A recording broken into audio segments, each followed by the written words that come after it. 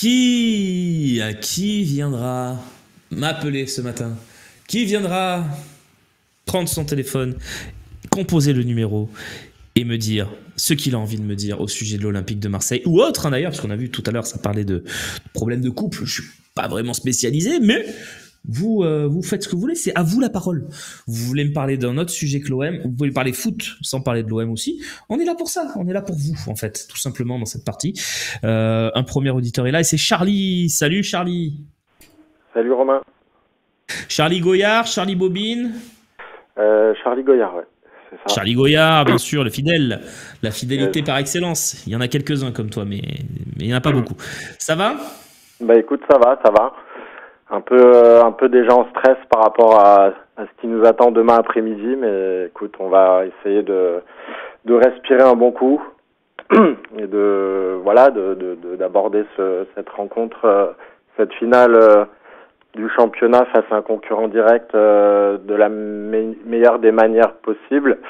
Et par rapport à ça, effectivement, au-delà du côté tactique où je t'avais posé la question, est-ce que tu t'attends à ce que notre coach fasse un coup ou pas? Effectivement, je pense qu'il va continuer avec ce système et avec peut-être le côté 3-4-3 ou 3-5-2 actuel. Et après moi, ce dont je m'attends en fait, c'est effectivement aussi un match un peu comme une finale, c'est-à-dire qu'à un moment, là, l'urgence, c'est aussi un peu les points. Donc, effectivement, éviter surtout la défaite, hein, qui relancerait automatiquement notre concurrent. Donc, par rapport à ça, j'attends aussi un peu des chiens sur le terrain, pas forcément du beau jeu. Je pense que ça va être un vrai combat aussi physique, puisque Monaco, en face, il y a aussi du répondant à ce niveau-là. C'est quand même une équipe qui était en Ligue des Champions pendant une bonne partie de la saison. Et j'attends vraiment de nos joueurs qu'à ce niveau-là, ils répondent présents aussi. Donc au-delà de peut-être une qualité technique un peu plus délicate derrière, je veux que les mecs ils jouent comme des chiens. Le petit souci, c'est quand même le côté Benoît Bastien, qui en évitant forcément de prendre des cartons bêtes, et je sais que c'est quelqu'un qui a tendance aussi à dégainer rapidement, donc il va falloir quand même qu'on joue avec notre cerveau, mais je m'attends à un match, j'espère en tout cas que notre équipe elle viendra en mode un peu commando dans le combat, quoi. Au moins pour préserver aussi nos cages. Et j'espère aussi, un peu à l'image que, comme les équipes qui viennent au Vélodrome, qu'on puisse peut-être jouer un cran plus bas et qu'on profite des flèches devant comme Greenwood, Enrique et Guiri pour aussi peut-être les aspirer et jouer les contres en transition à fond, quoi. Je sais pas ce que t'en penses. Ouais, oui, bien sûr. On est capable de mettre ce type de but dans ce type de match. C'est comme la sortie de balle pour le but de Merlin il y a quelques mois, là. Ce but magnifique où on sort de derrière.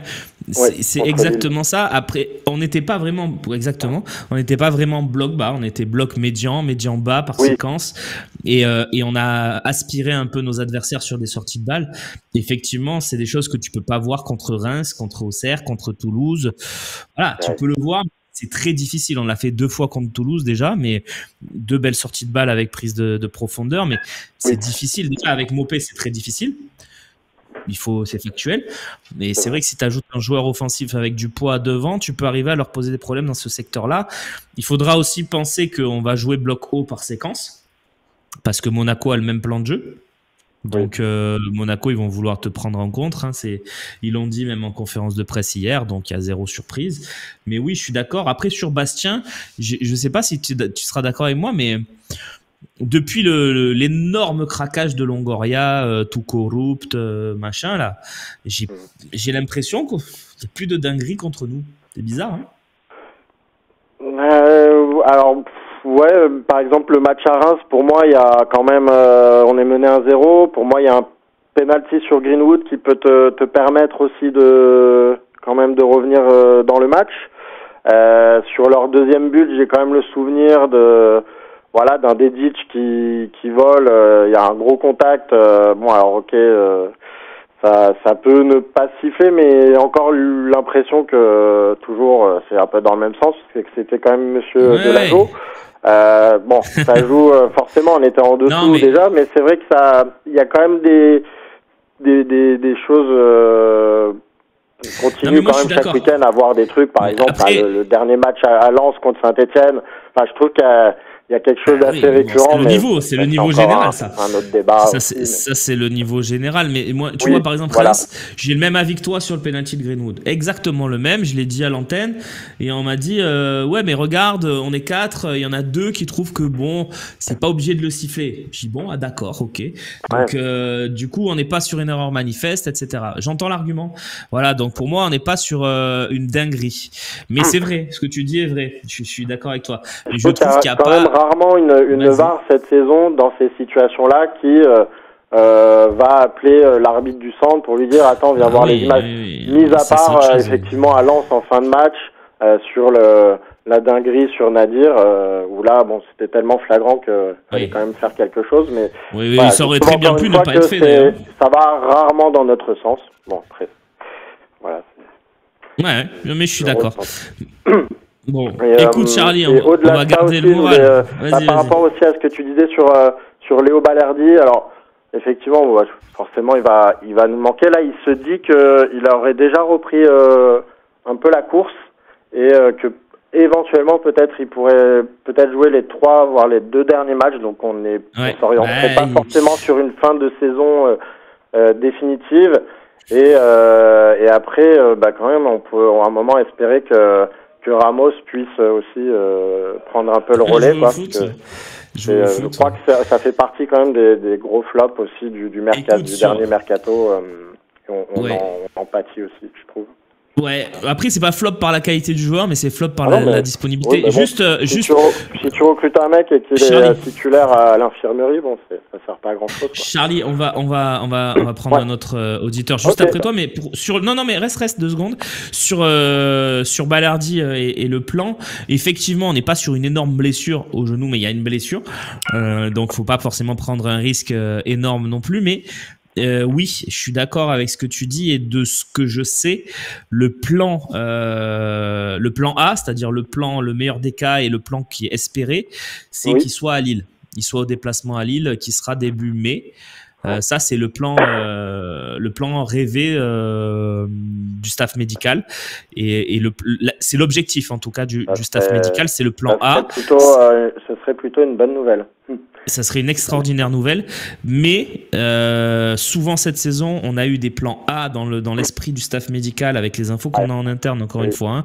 Là, je vous dis juste ce qu'on sait, qui au final se sont transformés en plan B en repoussant d'1 ou 2 semaines. Donc, on méfie quand même et moi, je suis pas certain qu'ils y arriveront, mais s'ils y arrivent, ça serait super. Merci Charlie, on va prendre Jeannot. Merci Romain, aussi. Bonne journée. Et allez l'OM, on croise les doigts pour demain. Salut. Et demain, merci à toi. Salut. Et demain, on sera en direct avec l'équipe du Phocéen, hein, bien sûr. Et d'ailleurs, je vous ai vu, hein, tous ceux qui pensent que c'était slim, c'était pas slim. Hein. Ça ressemblait, sosie vocal, effectivement, mais c'était pas slim. Donc, il y aura slim demain avec nous. Il y aura Romain Canuti. On aura Bilal Ben Khalifa qui viendra faire le match avec nous aussi demain. Voilà, une belle équipe du Phocéen. Il y aura Idriss Kasmi, évidemment. Voilà, on se retrouvera pour vivre ce gros match contre l'AS Monaco, tous ensemble, à partir de 16h sur le Phocéen, 16h-20h, 4 heures de direct autour du match qui commencera à 17h demain de l'Olympique de Marseille sur la pelouse de Monaco. Jeannot va être avec moi dans quelques instants. L'est-il? Allô? Pour l'instant, j'entends rien. Jeannot, tu m'entends pas? Allô? Allô, Jeannot? Allô? Jeannot, tu m'entends pas? Ah, j'ai pas le retour, Romain. Désolé. T'as pas le retour. Mais écoute, ce que je te dis, on n'a pas des bonnes conditions, mais dis-moi ce que tu voulais nous dire et au moins ça nous permettra de lancer le débat.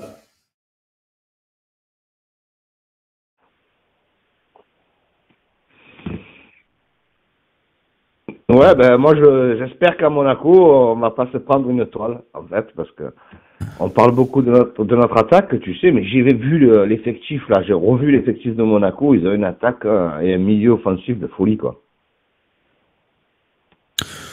Oui, certes, Jeannot. On l'a dit tout à l'heure, c'est vrai qu'ils ont une belle attaque. Par contre, ils ont les mêmes carences défensives que nous. Hein. Ils ont des joueurs qui font beaucoup d'erreurs techniques et qui sont pas ultra certains et sûrs. Singo, c'est un de mes joueurs préférés de Ligue 1 cette saison, mais il fait beaucoup d'erreurs. Et puis à côté de lui, ça sera pas Mawissa qui était en progrès, ça sera plutôt certainement Salissou. Et honnêtement, ça a fait beaucoup de boulettes. Je trouve que les profils des latéraux, que ça soit Vanderson ou Caio Henrique, défensivement, c'est pas l'assurance tout risque. Donc, je sais pas. Moi, je suis pas très inquiet, Jeannot. Ah ouais. Mais, tant mieux, hein, ça rassure, hein, parce que moi, franchement, je signe pour un match nul. J'ai très peur de ce match, tu vois, je vois. Non, mais alors, j'espère qu'on va tenir, mais vu notre défense, le truc, tout ça, j'ai peur qu'un 3-0 sec, tu vois. Ouais, non, mais je sais, mais tu me dis j'ai peur d'une tôle. Moi, quand je te dis je suis pas inquiet de la tôle.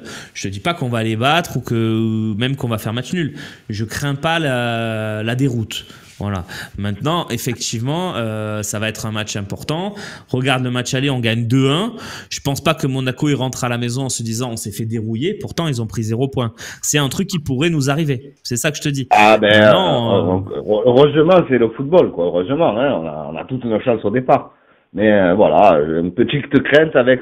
Et moi, je suis comme toi, Balerdi. Il est très important. Je veux le signer. Tout le monde parle toujours de constance, de trucs, tout ça. Et là, ils veulent tous vendre Balerdi. Moi, Balerdi, je le mets capitaine, il y est, et je le garde pendant 3 ans, quoi. Pour moi, c'est un projet important, quoi. Et moi, Balerdi, je le garde 60 ans même. Non, je rigole, mais c'est un joueur qui incarne le club. Bref. Oui, qu'on me dise, tout à fait. juste que Loïc me tienne au courant si on a Romain Canutti avec nous et on lui donnera la priorité au direct. Mais du coup, Jeannot, vu ton inquiétude, ça serait quoi ta défense, toi, samedi, demain, si on a tout le monde de dispo, là, tous ceux dont on parlait, hein, Luis Felipe, Højbjerg, voilà. Ah, ben, moi, je resterai pour avoir quand même, sur une défense, Cornelius, Kondogbia, Murillo, quoi. Je resterai même, parce qu'on n'a pas mieux, quoi. Merlet, je le vois pas, Dedic, je le vois pas, Holberg, le redescendre, on l'a fait à Toulouse. C'était pas terrible. Moi, je resterai sur une défense, même que j'aime pas, mais Kondogbia, Cornelius, Murillo. Kondogbia, ah ouais, d'accord. Ben pourquoi pas. C'est les seules certitudes qu'on a, quoi, en fait. Bah oui, après c'est pas des certitudes absolues non plus, hein. Ah non, c'est pas bon, hein, mais on parlait avec Romain hier, Dedic, tu le vois défenseur central?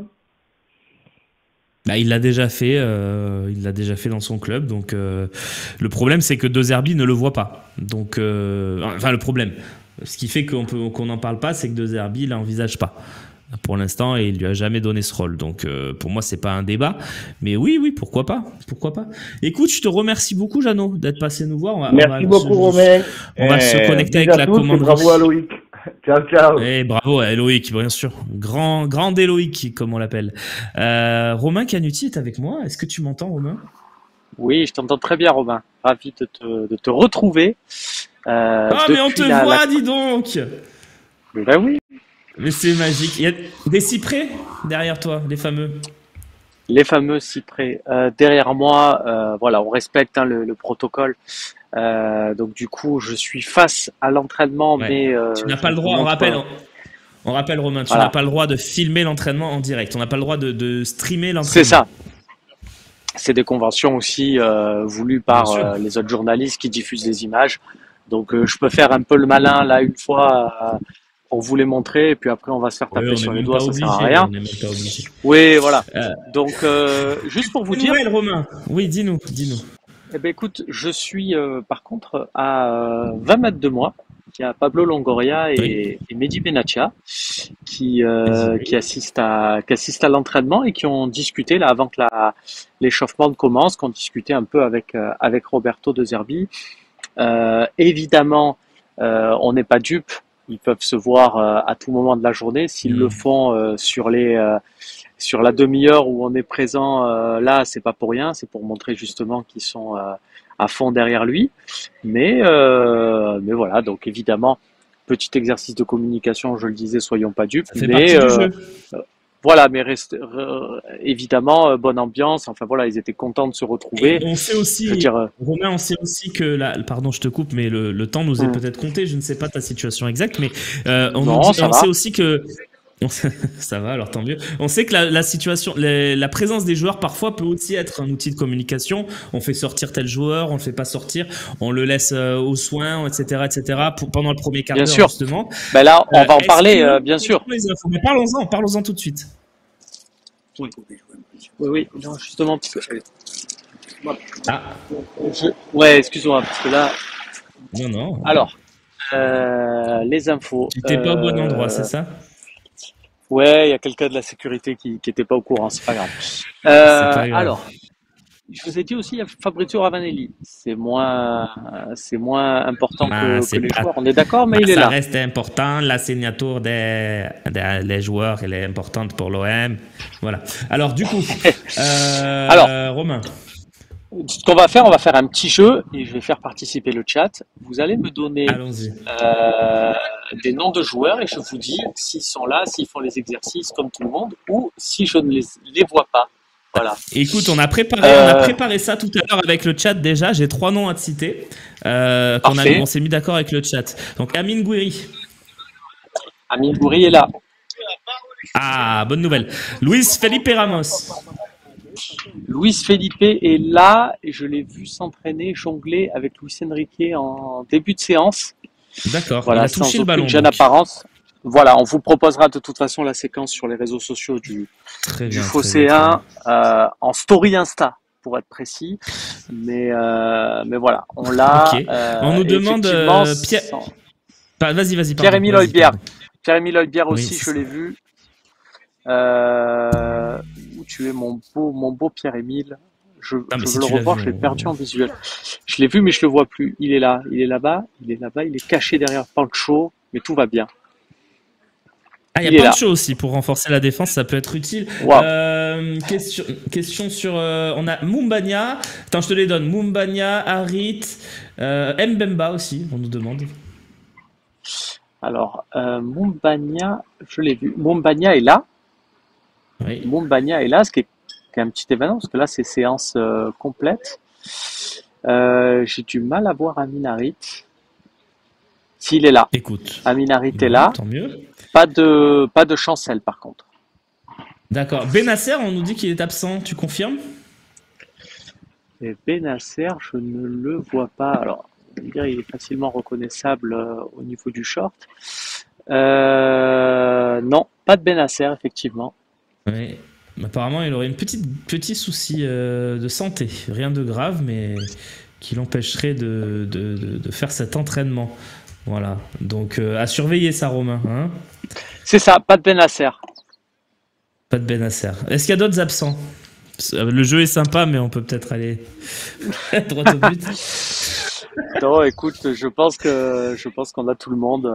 Tout est bien. Ah, on nous demande Balerdi, est-ce qu'il recourt? Parce qu'on a vu quelques images comme quoi il avait, ou quelques bruits comme quoi il recourait. Tu l'as pas vu? Tu l'as pas croisé? Non, il n'est pas.